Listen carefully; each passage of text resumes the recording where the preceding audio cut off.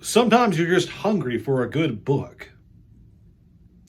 Hey there, kiddos, and welcome back to the channel. I'm Uncle Frank. I'm that you are having a great day. And in today's video, I'm going to be sitting back in a chair that does not squeak at all.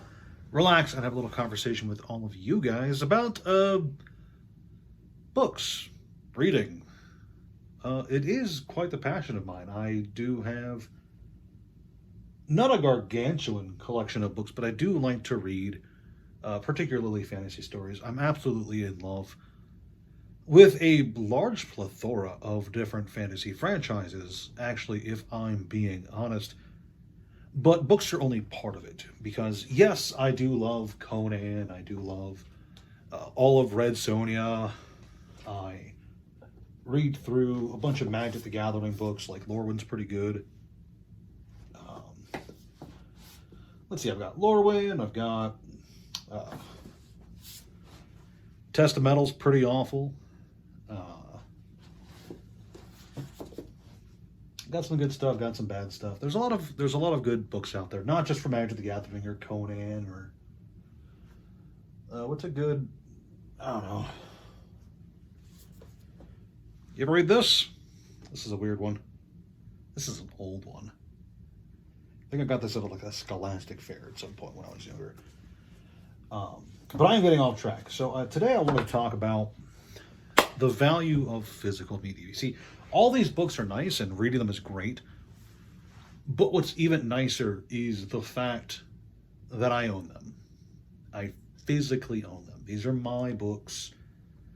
The publisher can't take them away. The publisher can't edit them while they're in my library or change passages or delete them from my library. They're mine. They belong to me.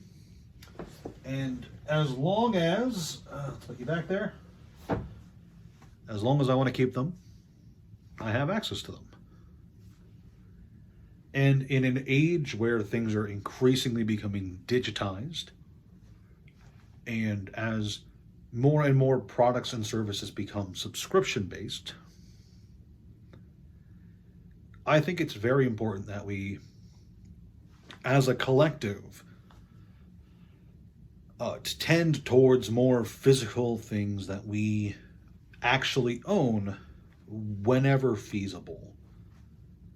And, obviously for like streaming services or whatnot, you can't demand that they give you physical copies of all the TV shows and such. Obviously, that's not what I'm talking about. I'm talking about when presented with an option to either have the physical thing or a digital version of said thing, go for physical whenever possible. If you're faced with a choice of a subscription service for streaming that you barely use, or buying a DVD season of a TV show you might like, maybe consider buying the DVDs or Blu-rays. Yes, I know that Blu-rays exist. I don't care for them. DVDs are good. And when it comes to video games, whenever possible, buy physical for video games, because I do think I think it's important to own the things you enjoy and own the things you pay for. And I know that companies absolutely hate the idea of you giving them money and receiving something in return, receiving something that you own in return. I know that if every company could, they would have us all paying for purely digital services, and they would have to produce nothing for any of us to actually own. But I'd like to advocate very strongly, once again, on this channel, for actually going out there and buying and owning the physical things that you enjoy. Whether it's cards are a good example, video games, another good example, or even something as simple as a book, which is another good example. Because there is a simple joy in being able to just go over to your shelf and grab The Monsters of Magic, which is a nice little anthology for Magic the Gathering, or, I don't know, this, I actually don't like this one a whole lot. This is the Ghost in the Shell book. It's for the second movie, and I remember not enjoying this, not a whole lot. But again, off topic, there is a simple joy in being able to physically own the things you pay for. Physically own the things you enjoy, physically own the things that you like. Because at the end of the day, if somebody else, if some third party service or some company or corporation or streaming service or platform, whatever, has the ability to just take it away from you, then you have effectively paid for nothing. And I'm a strong believer that when you pay for something, you should get something out of it. Because when you pay for something, you're not just paying money, you are paying time. You're paying the time that you had to spend in order to get that money. And when you trade time for money and then trade that money for nothing, your time has effectively been wasted insofar as I'm concerned. I don't care how cool the streaming service is. Part of why I don't pay for streaming services is because you can't own them. You can't own what you're watching. I buy DVDs of things that I like. I buy books that I enjoy, especially Conan books. I love Conan. Look at all this Conan stuff. I love Conan. I buy DVDs of the anime, manga, TV shows I enjoy. Like over here, I've got just season 1. I only like season 1 of Torchwood. I don't like the rest of it. But I think I got this for like $6 or something like that. It was not expensive. It was on clearance, and I saw it and I liked it and I grabbed it, and now it's mine forever, or at least until I die or sell it off or trade it for something, whatever. When you are the physical owner of the things you enjoy, it's just better.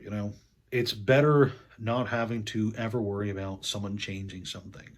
And this applies to video games. This really does apply more to video games than to books or DVDs or anything. Perhaps it was a bad idea to film in this location for this conversation, but a big problem I have with the current state of the video game market is that so many video games, especially ones that are largely online or largely digital only,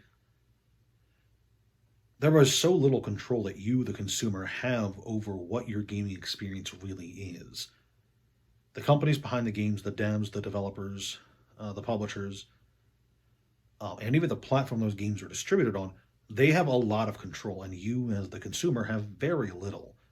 And I'm never comfortable with that, because it really does incentivize them to be as skeezy as possible when it comes to how they treat you, the consumer. They can make changes to your game that you didn't necessarily approve of through patches and updates and all that jazz, or they could delete an entire game from your library.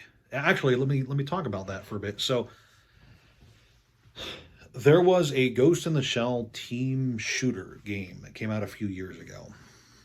And I'm a huge fan of Ghost in the Shell. So I own the PlayStation 1 game, I own the PlayStation 2 game, and I owned the PSP game, but it broke. Right? I'm pretty sure that it broke. It was a Japanese game. Couldn't play it, but I owned it, right? And I think I dropped it. Story for another time. And of course, when I heard that there was a Ghost in the Shell online game, I jumped to play it. And I only got to play a few games before, because the game was not popular enough for the devs, they took it offline, and you can't play it anymore. And that bums me out, because it looked like a fun game to play. It looked like an interesting game. And now, because it didn't meet some arbitrary requirements for a dev team that probably isn't even one full team anymore, you just can't play it anymore. And that sucks. And I know that that is a situation that plenty of people have experienced with video games throughout the last decade at least, where games are taken offline or servers are put down or whatever, and you just can't enjoy the game as originally intended anymore. And it's not just from like one corner of the market too. It's like every company is doing that these days, where some video games just, you don't have access to them, or you don't have access to the original version of them. It just blows. And that's why I strongly advocate for buying physical whenever possible, and not paying for a service that you can't own. I don't like subscription services. I don't like Nintendo Online or anything. Yeah, it's just something I don't enjoy that much. And I strongly advocate, if the option is presented to you and you have a choice between a digital version of something and a physical version, go for physical whenever possible, even if there's a convenience aspect to it. Like, yes, you can have a book in physical. Let's grab a random. I think there's a Howard one in this corner here. Is this a Howard one? Yeah, Robert E. Howard, Conan Red Nails. So, like, you can get a physical copy of this book or the PDF one to read on your tablet, wherever you are, right? Even if they cost the same, or even if the tablet version's like half price, I'm going to choose the physical one just because I know that that's mine forever. Barring, like, again, a house fire or something. But you know what I mean. You know what I'm talking about. So I don't know. It's something that really bothers me all the time, and I really like to talk about it. And I really want to like stress that I think it's important that you, the consumer, have control over what you are buying. Because the auto second that you, as the end user, don't have control for the things that you paid for, really it goes back to that whole idea of your time and your money not even really being yours at that point, because the effort you put into it, the energy you put into it, and the money you put into it, it was spent on something that you don't even have any real control over. And I think that is a damn shame. So I guess I'm going in loops now. I guess I'm talking in circles, but I really did want to stress that I genuinely feel very strongly about this. I very firmly believe that whenever possible, pay for things that are yours. Don't pay for services or subscriptions or digital only things. You know, the new game consoles are coming out and they're all hundreds of dollars. And they all have digital only games or games that are always online. Like, why pay that? But buy a PlayStation 1 or a GameCube or an Atari and buy the games that come for those original consoles. And for a fraction of the price of the new stuff, you're getting older games that are A, already vetted. You know that these are good games, and B, they're yours. You don't have to worry about the online service being taken offline or the game being updated to an unplayable point or even being unfinished on day one, because they didn't used to do that a lot. Believe me, I know it's a surprise for a lot of you kids out there, but once upon a time, video games used to sell completed. No DLC, no day one patch, none of that stuff. You used to get the full game in a mostly completed state on day one. Boom! And now a lot of those games are half price or less from what they were when they first came out, just because of how old they are and because of how many of them are out there. So I suppose in addition to buying physical and buying things you own, buy retro, because there's a lot of great retro stuff out there. Okay, I really am going to be going in circles, though, if we keep this video going, so I'm going to call it there for the night. Thank you guys so much for watching.